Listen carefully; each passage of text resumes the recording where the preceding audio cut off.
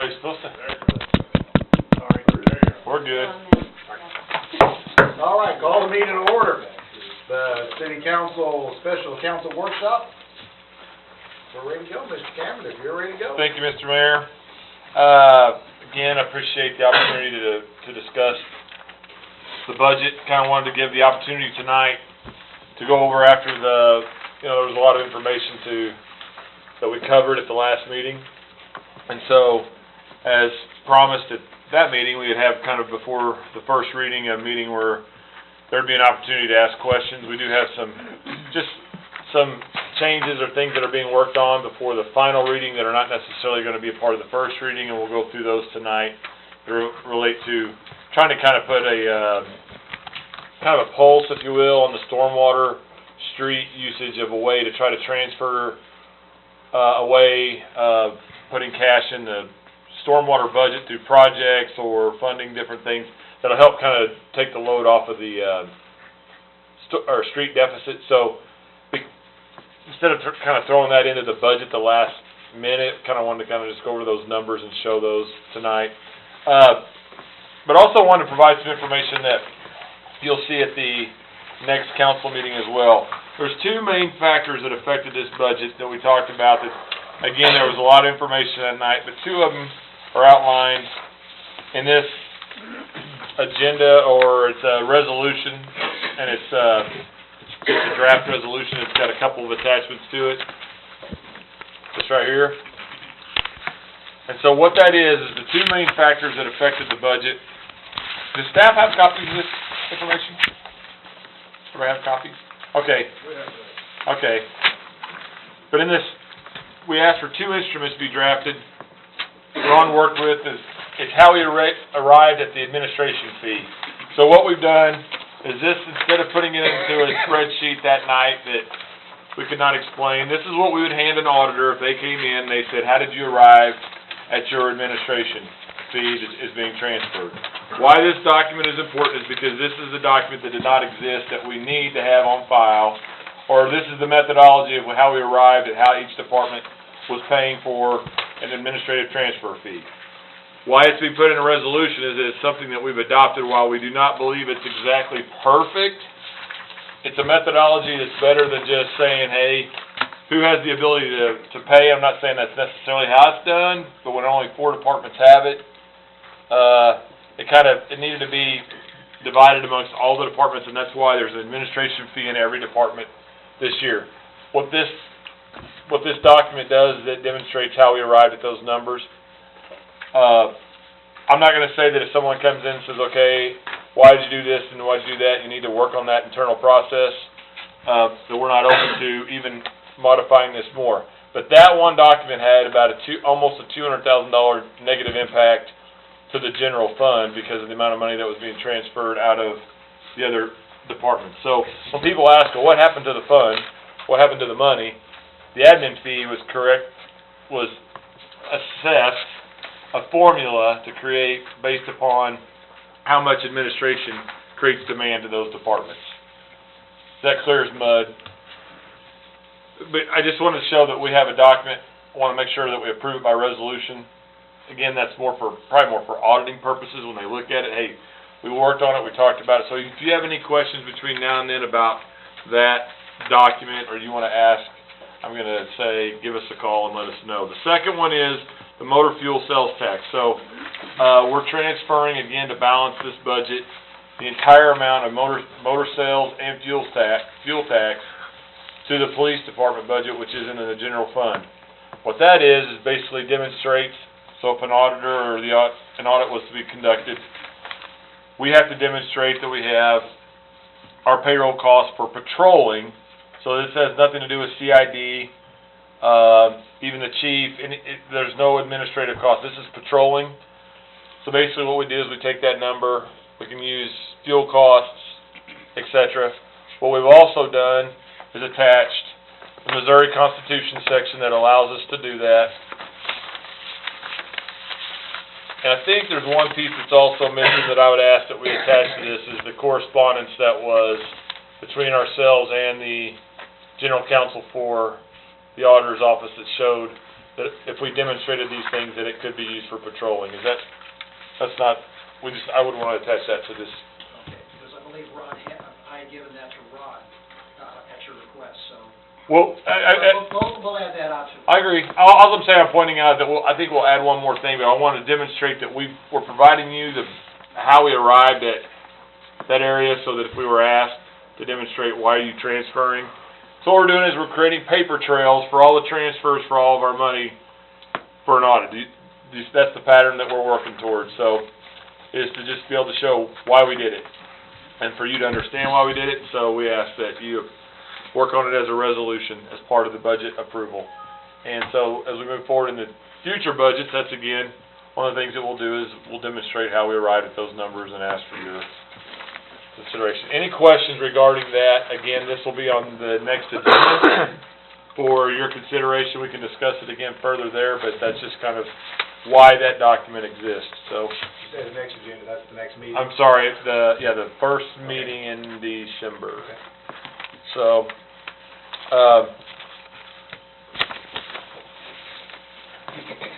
anyway, so a few things that have changed in the budget. I'm gonna try to get my head out of the way. You're fine. Is the fire department Homeland Security grant? In the original budget, it was under, or the budget we presented that night, there was discussion about whether it should be under the fire sales tax. And I think it was kind of borderline semantics that it's not actually fire sales tax money, it's a grant that we're receiving. So it just moved to the fire department budget. What it'll show as an expense to the line item in the fire sales tax. So if you see a change in that, that's not a change. That's not moving money around. It was just, I think it's actually putting it into the department or the account that it belongs most appropriate. Because here's one thing about that sales tax. If you look at the last sheet, it doesn't really show you how much money the grant is costing the city, which is what, 5%. Yeah. So it'll actually show a 5% expense on that Homeland grant on the expense side of the fire sales tax. So, anyway, also just the Brookline utility expansion debt obligations during the last meeting, we found that they were all under one, just again that was corrected, but that's one change. And then the utility billing expenditures changed from $256,000 to $283,974. Can you explain that? Yeah, we actually had that all under wastewater for the 16 actual, the Southern Sector 17 budget. We divided that out between water and wastewater for 16. And then John found that the expenditures, when we ran the report, the revised report, were up more than we thought they were. And then would you explain the next? Sure. Moving on to the next one, the street department, Oakwood Hines project. David Brocken, review of that project, going into 17, the expenses are going to be a little bit greater than we thought they were. As a result, we've made some cuts in the street department. This is all an effort to bring the deficit in the street department down and to get stormwater revenues and expenditures where they're supposed to be. The revised project expense, the loan amount, and the use of developer funds on this project, there was $75,000 that a developer had previously given for Oakwood improvements, correct? Yes. And we're now going to use that in 17 for this project. Yes. And then, can you speak to the reasons as to the project expense gone up a little bit? The initial budget submittal used construction estimates from early summer. We went through a plan development as summer and fall. So the current one is our most recent cost estimates, a little over $220,000 higher than the estimates we used for the initial budget submittal. The primary differences there, we added a water main along Oakwood Avenue between County Road 170 and Highway 60, and we also added additional sidewalks. For road classification, secondary arterial, our standard call for sidewalks on both sides. So our cost estimates are still primarily based on budgeting, getting our finance together, our loans. The project itself, when we get ready to go bid, we'll bring that back to City Council and have an opportunity to see what features are part of the project, a chance to weigh in on whether our costs are too high, too low, just right. But for our budgeting purposes, 2017, we had an opportunity to get latest and greatest information in, and that's what we've tried to do. Any questions for David on that? David, we talked about this last time, but is this one of those that if we back out, we owe the other amount? Correct. Yes. Okay.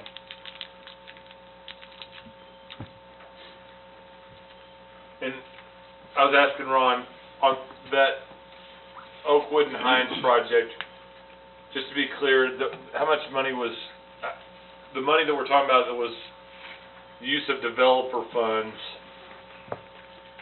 and that was for a roundabout, or Ron said it was for intersection improvements. Correct. Yes. I mean, in our developer agreement, it specifically says the original concept was for a roundabout, however, the city has the ability to use it for any intersection improvement. Okay, so in the developer agreement, it does not require us to go back to that developer and ask for, say, hey, that was the plan, now we're going to Oakwood and Hines. I just want to make sure that we're not getting ourselves into a does that make sense? Reimbursement, but is that in it's in the MOU? Yes. Oh, thanks. We're good. On the next one, the Stormwater Sales Tax Fund, David did provide this document, sorry we don't have it on the projector, but this is an attempt to get funds to be used in stormwater on the sorry David, the name escapes me on the street. Logan. Thank you. From Logan Street project, from stormwater into streets, basically a reimbursement for our labor and use of equipment. The calculated amount was $282,000 for labor and use of equipment. We're now going to do that project in-house, but David can speak to how he derived the figures. The initial budget essentially showed only our out-of-pocket costs on these stormwater projects, what we would spend on concrete, rock, forms, actual purchases. What was still included in the street budget was all of our labor, all of our equipment use. So what we did is we went through each of the projects and just based on our experience with similar projects, estimated what our labor costs were going to be, our equipment cost. And so with the spreadsheet you see, that's the results of how the project cost would split between labor, equipment, materials. And we've added, based on those calculations, a transfer from street to stormwater to compensate street for those soft expenses, so to speak. Dave, as one follow-up on that, this is just a budget. You will actually have the firm hard numbers once the projects go through, right? Correct, correct. We'll use our work management software. Every day everybody fills out a data entry form, how many hours they worked on a particular project, if there was a piece of equipment involved, how many hours that was in there. We use, for equipment rates, we use FEMA, current FEMA rates for, typically it's per hour. But those are all calculated, and we can run a report at the end of the project that totals all those up. So if someone, like, let's say, uses heavy machinery, and they get paid probably more than someone that doesn't, well, let's say that person only works X amount of hours at that, do we pay them, if they go work, if they come down and not do heavy machinery the rest of the hours, do we pay them for the job that they do, or do we pay them heavy machinery work the entire time? They have a single wage rate they're paid, whether they're shoveling dirt or operating equipment. Okay. Obviously, you try to use your experienced operators you try to use everyone to the best of their abilities, whether it's equipment operation or... Yeah, I was just, like, for efficiency, I didn't know how that worked. Okay. I think it's critical in that particular, working with the auditors that we are, to make sure that they see that process that we're using, to make sure that which I really believe that it will, but even however we transfer money, that process that we're using, it'll probably be one of those things that I'll ask for you to pass by resolution that you understand, and that we all understand, we're all in the same sheet of music of how we arrived at those numbers and how we're doing it. It's just a kind of an internal process control that demonstrates that we have a process for that, rather than just that identifies how we're making that change, because that'd be the one thing that I'd ask if I was looking at it, if coming in after you just had, if you had to do a reconciliation, well, how are you gonna make sure that doesn't happen, even if you're doing that? Because we don't wanna have to go back and reconcile it on that. So I think we'll have all that stuff pretty well lined out. The methodology that you see here is the same that we've been working with the BKD on.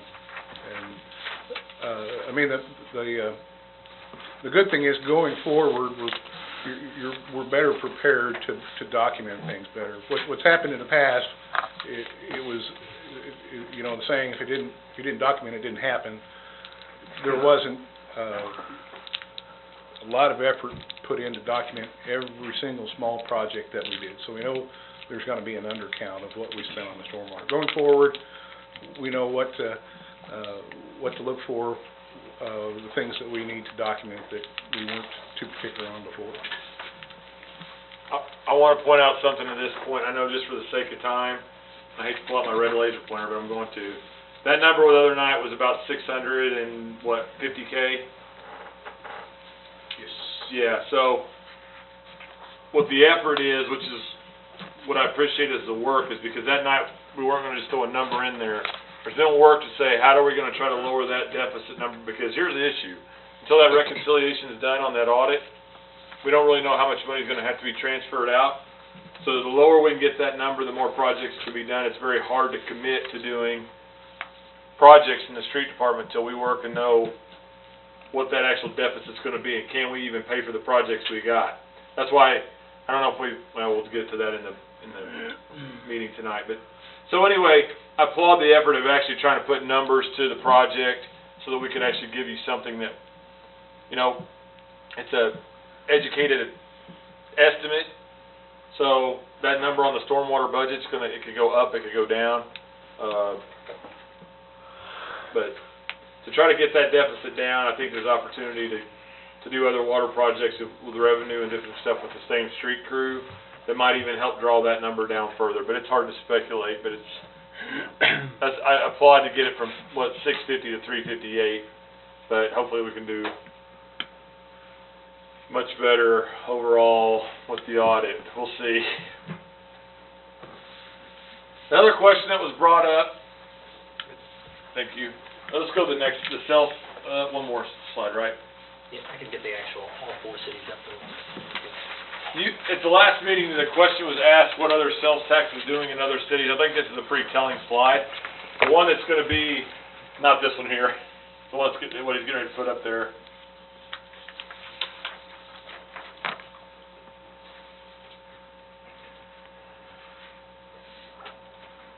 Yeah. What's interesting is you'll see that where we're at, we're pretty much like with Nixa.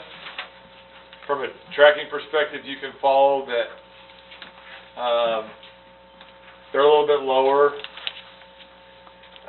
We're a little bit lower overall, kind of like percent change. But we're kind of all tracking at the same one there. The one that's interesting is this one here in Ozark.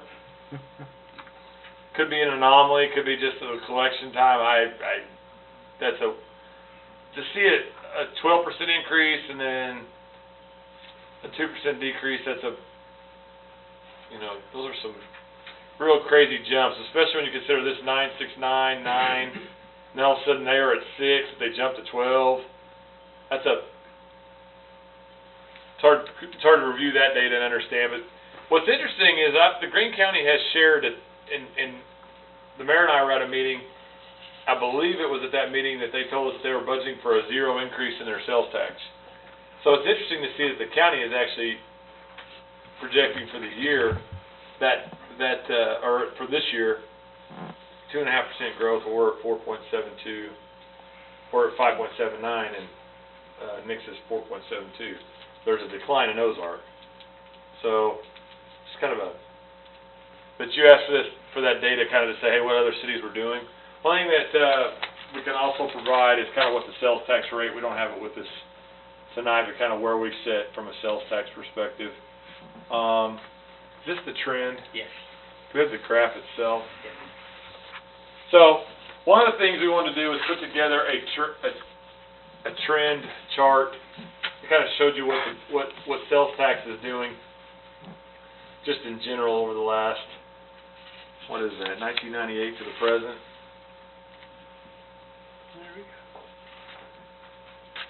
And so, you know, you are seeing a growth in it. This is, you know, this is just more for, let's see if I can get it.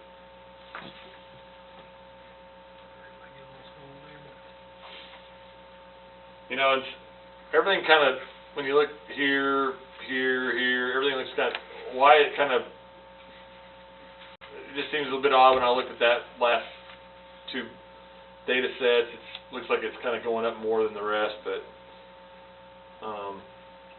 that kind of gives you an idea of what it's done, which is actually a good thing for Republic, but at the same time, is I think for us as we move forward, that we need to grow that number way up in here, and so decrease the debt in that same general fund. So I have just some information that we talked about last meeting that you could kind of put your eyes on, some data points. What I did not put in here, one slide that was there was also the water and sewer cells in the Brookline consolidation.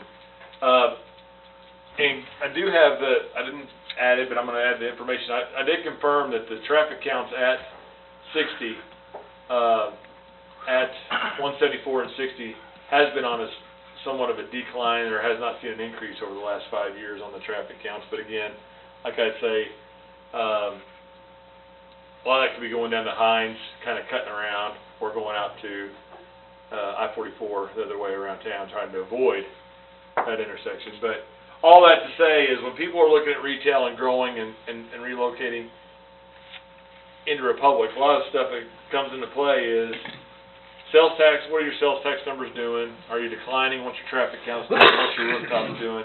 And so, just a lot of data that we're going to start tracking a little bit more, just to show how things are going, but we kind of want to put for your review. You know, you said they did the 174 and Hines, is that what you said? Or they're Walmart, whatever, the 174, Well, 60? yes. Yes. Now, when was that traffic study done? They're done every year. They're done every year? And why do they choose that point?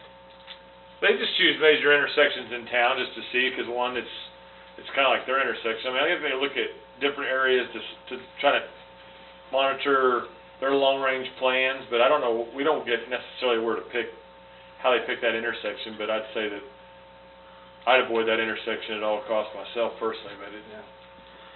I think the traffic count would be more accurate probably at M and 60. Yep. Because you're gonna have more traffic there, and then that's when people start drifting off and not passing through. M and 60 and out past, just out in front of Calvary Baptist Church, be another good traffic count. yeah, David or Garrett, do you know if they don't just do one intersection, they're gonna look at all of them. I looked at a point on the west end of near Frisco Square Yep. area, and the trend was the same. Really? I don't know if there's a point on MoDOT that you have to use. I think it's actually east of there. Yeah, I'm sure there's a point in the vicinity, it may not be at the intersection, but we did check that into it.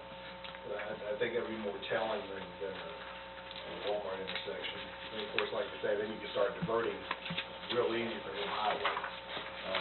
Like you're coming in from I-44, you're getting all that traffic on the M highway, and then not to mention what's going on back by the school now, down M highway, ZZ, and all that. So I'm sure all that's increased, whereas probably Walmart intersection probably decreased. And there's maybe a dozen or more points that they publish annually that counts, we could trend all of them. Okay, I'm just rambling. Go ahead. No, I just think it speaks to the retail side where people are looking to build retail. It'd be hard to put retail on Hines Street. I mean, it's just housing on both sides, so I mean, I think whatever the traffic is going through there is, so that's why we track what's going on down 60, is like where do we need business and where is business going to locate, or where do we need to put it? That's why MM is not really taken off as we hear, is that the traffic counts are too low, and so how do we try to drive traffic to those areas? I guess close down a street and just say, hey, you gotta go down MM, maybe while they're doing the traffic count. Sure, we do that. That train makes MM. I'm only kidding. What's that? The train makes MM a big bullseye as places to Huh. avoid. So, with that, I'll just open up to questions regarding 2016 or 2017. Again, that we did not cover anything that you found in the budget. That's the purpose of is for us to answer any questions or show you what we've revised, or we found anything that would help us or change it. Some just suggestions, ideas, ways to improve it, something you'd like to see different. I think it's easier to understand, I mean, everybody said it in the budget before, it's a little easier to understand, appreciate the hard work. Makes it a whole lot easier to understand, thank you. You're welcome, thank you. Sir, do you have anything to add? I would just second that your time, John, you know, everybody that put in all the work to, I mean, 'cause you said it, you know, you can't, as far as measuring, I mean, we gotta know what we're looking at before we can make an action plan, so, you know, my thoughts, I said it last time, as far as liquidating, we gotta decrease debt, increase revenue, and with where we're at, I don't know that you can't do one or the other, I think you have to do both, so, but as an administrator, like, I would open that up to you as, you know, your ideas as far as how we do that. Well, in light of that, talking to Carl Ramey, with Stiefel just in general about, the question was brought up, can we carve out that bond issue and start taking things out? It appears that we can, and so you asked us to look at the different options as to refinancing and do different things. Naturally, we're not gonna suggest a refinance of anything. What I wanna do is whatever we do is we don't do it in haste. We sit there and look at what all of our options are, invite other people to participate in that financial discussion as the best strategy for us moving forward so that we don't, misstep, that we plan carefully and almost create a vision or a direction for just our financial position in and of itself. But I forgot to mention that Carl had told us that we could carve out that fire truck. And so it leads us into that, what options, it gives us options. I believe we could carve out all of them, but when I look at that debt structure, apologize again, at $13,636 a year, there's two things there that are,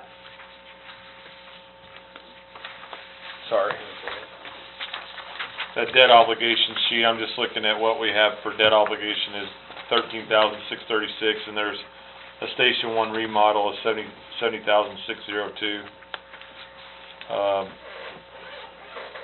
Again, if you're talking about liquidation of assets or land, that's the only two things that you would probably generate enough cash to pay off. Would be about Still copy this in? 83K. Can you copy that?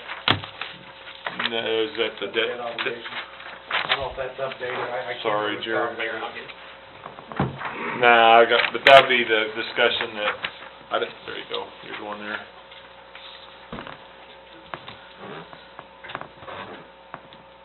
Shut it off, or did I kill it? May take a minute. Brenda, does this take a minute? Well, Yeah, it does. the debt obligation, because it'll burn that, turn it off too fast and back on, it'll burn that thing off, burn a bulb out or whatever.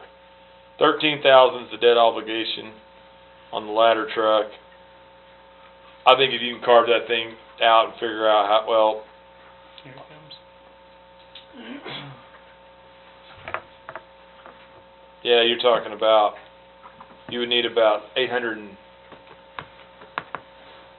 everybody see it? Right there, that number, and then that number. Yeah, it's out of the general sales tax fund. You'd free up about 83K a year. Can't remember that thing's till 2032.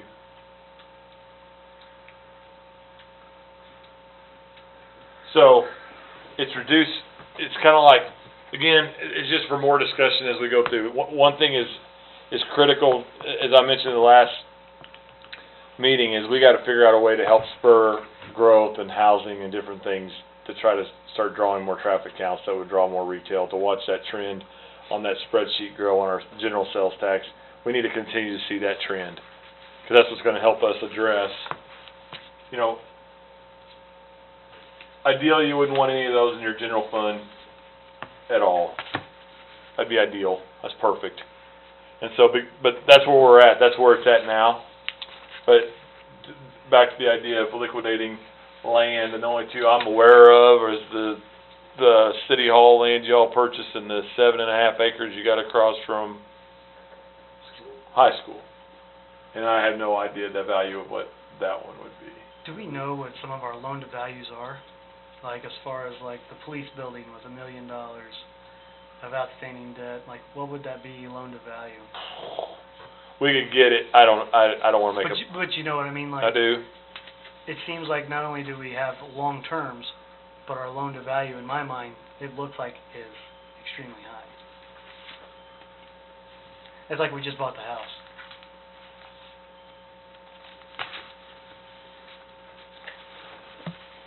John, did you get that? Right. When you're. You follow?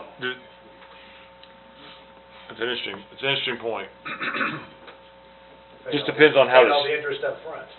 Well, I mean, that's seriously, like, all the payments we're making, I mean, if you total those ones in the blue there, of what we're paying, I mean, that's sickening of how much, to think of how much of that's going to interest.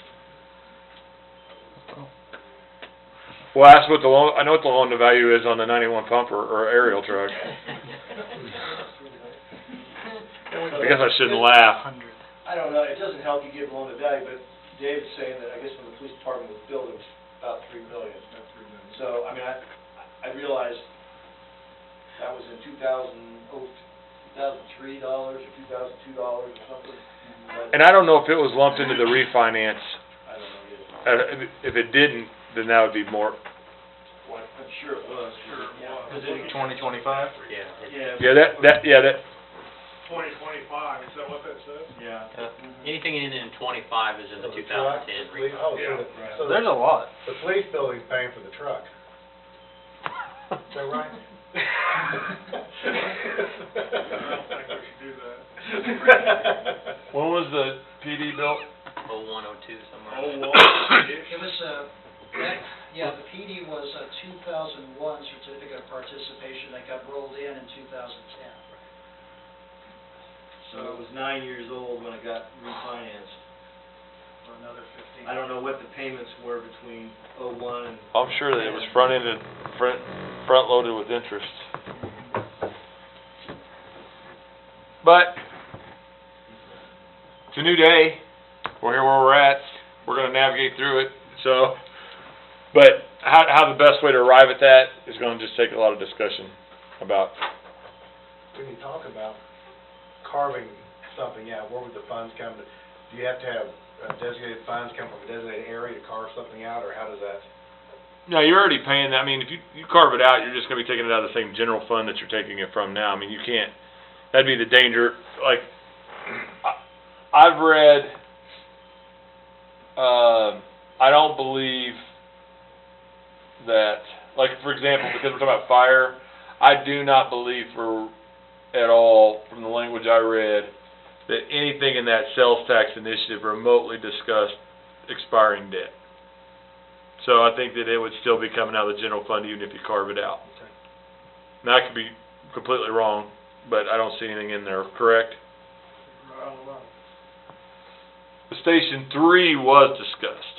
It was seed money for Station 3 in hopes of purchasing land, doing the geological study on the land, to make sure we didn't buy a sinkhole.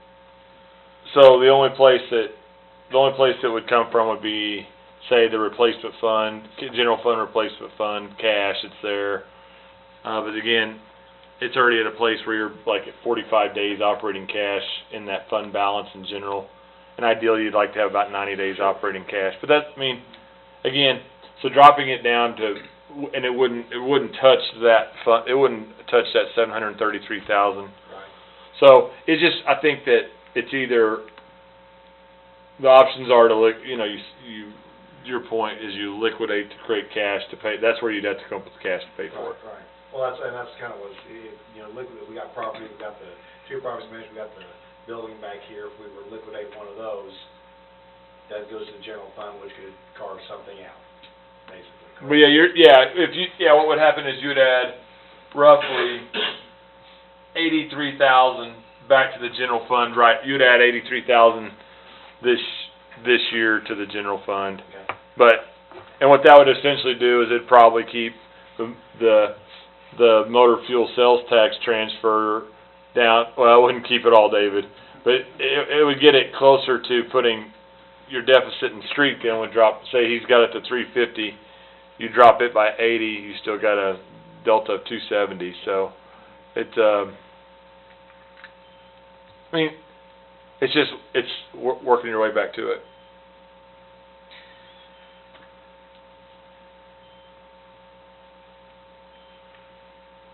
Any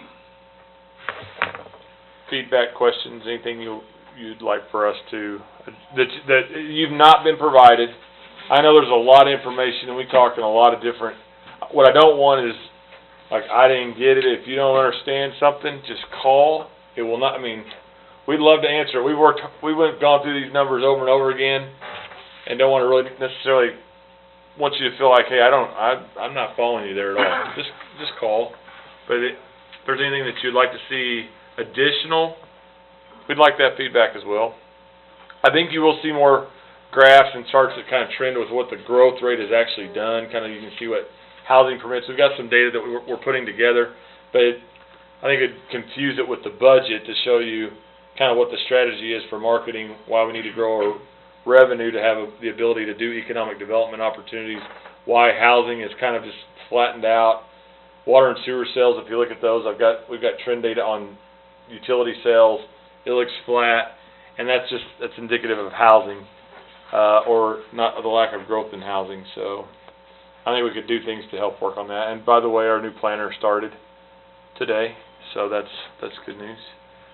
I would encourage you, and I'll say this as part of our overall meeting tonight as well, is to go through the admin reports that we're sending out. We didn't have one last week because I'm sure you do.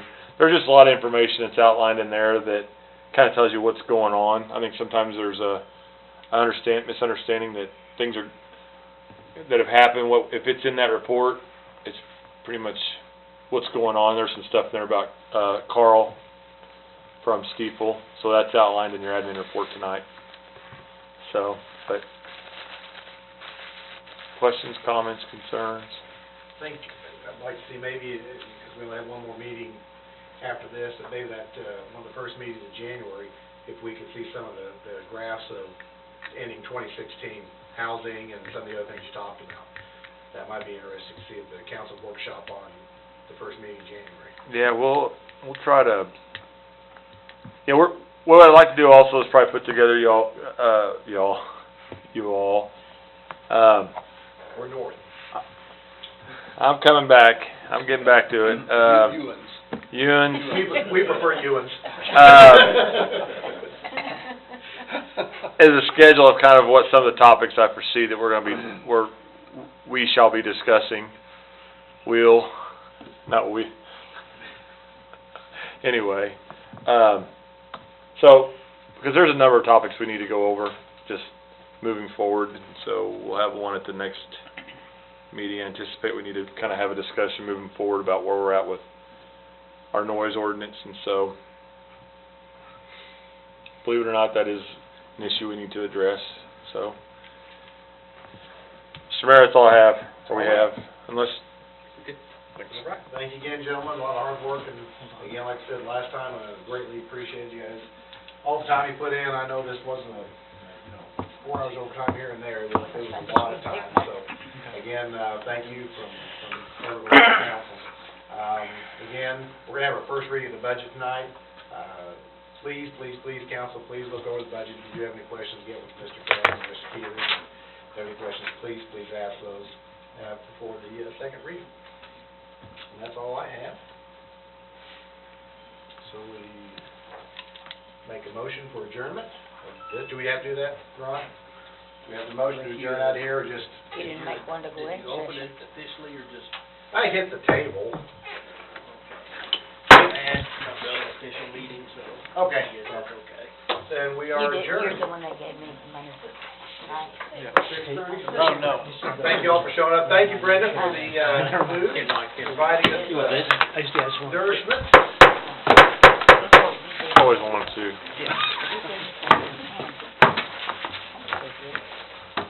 Thank you for your work. Bring my daughter here at the first meeting, we go through everything. The gavel? She likes to bang on that thing. Oh,